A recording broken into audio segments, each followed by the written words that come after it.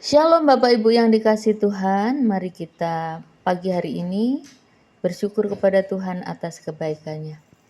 Bapa Surgawi yang baik, terima kasih atas kesempatan untuk merenungkan firman-Mu saat ini. Kami mohon kehadiran Roh Kudus-Mu untuk menerangi hati dan pikiran kami. Bukalah mata hati kami agar kami dapat memahami kebenaran firman-Mu dan berikan kami hati yang taat untuk melakukan firman-Mu dalam kehidupan kami sehari-hari. Terima kasih Tuhan, kami sudah berdoa. Dalam nama Yesus. Amin. Firman Tuhan pada saat pagi hari ini diberi tema atau judul melayani sampai akhir, yang mengangkat cerita dari kehidupan Stefanus yang diambil dari Kisah Para Rasul 6 ayat 3 sampai 6. Saya akan membacakannya. Karena itu saudara-saudaraku, pilihlah 7 orang dari antaramu yang terkenal baik dan yang penuh roh dan hikmat, supaya kami mengangkat mereka untuk tugas itu, dan supaya kami sendiri dapat memusatkan pikiran dalam doa dan pelayanan firman. Usul itu diterima baik oleh seluruh jemaat. Lalu mereka memilih Stefanus, seorang yang penuh iman dan Roh Kudus, dan Filipus, Prokorus, Nikanor, Timon, Parmenas, dan Nikolaus, seorang penganut agama Yahudi dari Antioquia. Bapak Ibu yang dikasihi Tuhan, sebenarnya Stefanus ini sebelum diurapi dan dipilih, diletakkan tangan, disentuh oleh para rasul dan diutus untuk melayani, ia adalah salah satu dari pengikut Yesus yang mula-mula di Yerusalem gitu ya, yang dikenal memiliki reputasi yang luar biasa. Kalau di dalam Kisah Para Rasul sudah dikatakan bahwa Stefanus ini adalah orang Yahudi yang berasal dari latar belakang budaya Yunani begitu ya. Dia memiliki kebiasaan-kebiasaan yang baik sebelum dipilih oleh orang-orang, oleh jemaat Tuhan. Nah, dia juga adalah pribadi yang sudah dipenuhi dengan Roh Kudus dan hikmat. Dia juga sebagai diaken, sebagai pelayan meja begitu. Nah, ia dipilih oleh para rasul bersama 6 orang lainnya untuk tugas yang praktis gitu, yaitu melayani pembagian makanan sehari-hari bagi para janda-janda.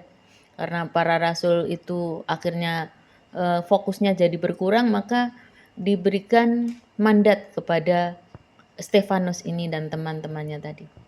Nah, Stefanus juga adalah orang yang penuh dengan anugerah dan kuasa dari Tuhan. Dia memiliki pengajaran yang tangguh sehingga dia itu sangat mahir dalam berdebat dan menyampaikan kebenaran. Sehingga lawan-lawannya di dalam Alkitab katakan tidak mampu menandingi hikmatnya. Namun sayang sekali, bukan sayang ya, namun memang Tuhan izinkan dia menjadi martir. Kematian Stefanus ini dengan cara dirajam batu menjadikannya martir pertama dalam sejarah gereja. Saat menghadapi ajalnya, dia menatap ke langit dan melihat kemuliaan Allah, dan Yesus berdiri sebelah kanan Allah. Luar biasa ya. Lalu apa yang perlu kita ambil dan kita contoh dari pelayanan Stefanus?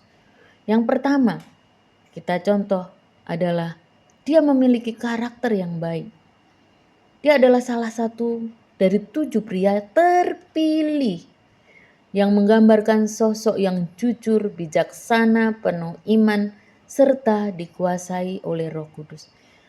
Yang pertama yang kita tiru, kita contoh adalah memiliki karakter Kristus, karakter yang baik dalam melayani Tuhan. Yang kedua, yaitu pelayanan yang penuh dengan kuasa.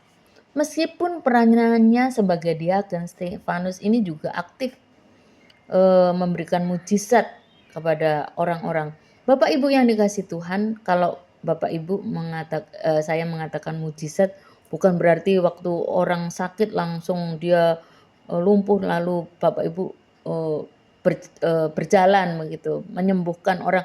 Bukan hanya itu, ada kalanya memang Tuhan menyembuhkan melalui kita melalui orang-orang yang dipercaya. Tapi sebenarnya mujizat itu, mujizat besar, bukan hanya kesembuhan fisik, tetapi saat kita melayani jemaat Tuhan, orang-orang terdekat kita, mereka mengalami pemulihan batin, pertolongan Tuhan dalam situasi yang mustahil, yang diyakininya terjadi melalui iman dan Roh Kudus. Itu juga mujizat. Bukan hanya wah kalau orang lumpuh lalu aku doakan harus sembuh, harus sembuh. Bapak Ibu yang dikasih Tuhan, bukan hanya itu. Dan belum tentu Tuhan pakai kita untuk hal tersebut. Tetapi hal-hal yang menurut kita tidak terlihat, memulihkan batin, memberi pengertian kepada orang lain bahwa pertolongan Tuhan itu luar biasa sehingga dia mengatakan, oh benar ya, ternyata selama ini aku bisa sampai di sini, sampai pada hari ini, itu karena pertolongan Tuhan. Nah, saat orang lain mengalami hal itu juga mujizat dari Tuhan. Kalau bukan Tuhan yang membuka pemikirannya, kita tidak bisa melakukannya. Tuhan bisa memakai kita dalam hal apapun untuk orang-orang yang ada di sekitar kita. Yang ketiga, khotbah yang sangat berani. Dia itu gak peduli orang mau tersinggung dan lain sebagainya. Stefanus itu menghadapi tantangan dari para pemimpin Yahudi, tetapi dia berani menyatakan kebenaran. Ya, kadang-kadang kita ya sebagai hamba Tuhan atau sebagai pelayan Tuhan mau menyampaikan tuh maju mundur. Kenapa? Karena takut tersinggung, begitu ya. Nah, itu sudah lumrah sih kita manusia karena bertemu setiap hari. Tetapi di sini kita perlu contoh, dia menyatakan kebenaran dengan berani. Tentunya saat menyatakan kebenaran dengan berani pasti banyak musuhnya, ya kan? Tetapi saat dia banyak musuh, bahkan dia mau mati, dia memiliki hati yang penuh dengan pengampunan.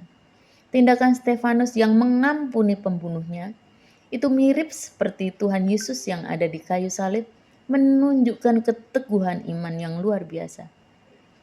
Saat itu dia katakan bahwa dia mengampuni orang-orang yang telah membunuhnya. Memang pelayanan harus penuh dengan pengampunan ya. Tidak selalu enak, tetapi juga tidak selalu tidak enak. Mari kita lakukan apa yang Tuhan inginkan dalam hidup kita. Biarlah firman ini mengubah hidup kita menjadi pribadi yang memiliki karakter yang baik, melayani dengan penuh kuasa, dan juga melayani, menyampaikan kebenaran dengan penuh keberanian, dan jangan lupa mengampuni orang-orang yang tidak mau menerima kebenaran tersebut.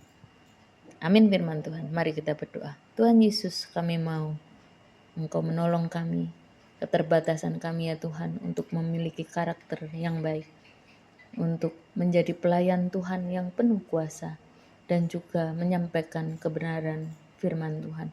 Mari Tuhan, tolong kami, mampukan kami. Di dalam nama Yesus kami berdoa dan mengucap syukur. Haleluya. Amin.